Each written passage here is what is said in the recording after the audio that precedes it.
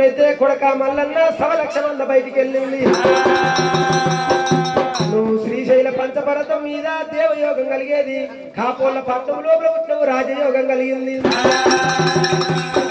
కోరి కురుమోని అవతారం ఎత్తాలరా కోరి కురుమోని అవతారం ఎత్తాలి 1,00,000 మంది గాయాలరా మల్లయ్య అన్నది మందరు గాయాలంటే నియమాలు ఉంటాయి గొర్రెగాసటోడు ఎట్లా ఉండాలంటే గొర్రెగాసటోడు రా కొడుకు సాకలింటి సెలవు పట్టగట్ట రాజురా కొడుక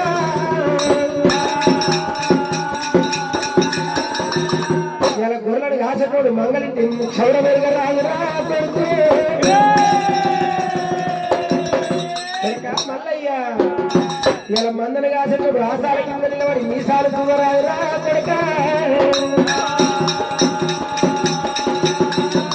ఇలా మందను కాసేటప్పుడు అడవిల పొందు అసలే ఉండదురా కొడుకు చిన్నోడు మంద ఈశ్వరుడు ఉన్నారా కొడుక సాగు కుక్కలేని సక్షవాతి మందరా కొడుకు పంచవందల మందుందిరా కొడుక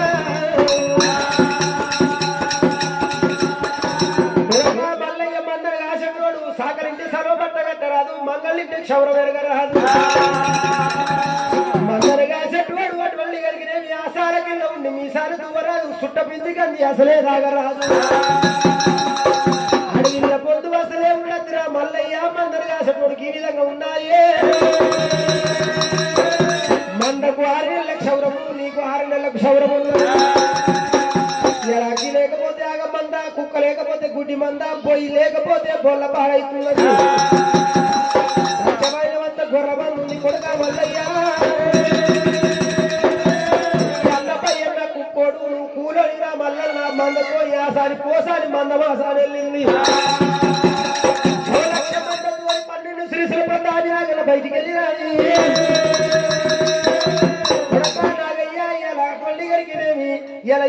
నరమానులకు కోపం వచ్చిన నరమానులకు బాధ నీకు కోపం వచ్చిన నరమాను కాటేస్తావు నువ్వు నాగన్న కారణంలో పుట్టులో వెళ్ళిపోరా నీకు దీవెన అని చెప్పి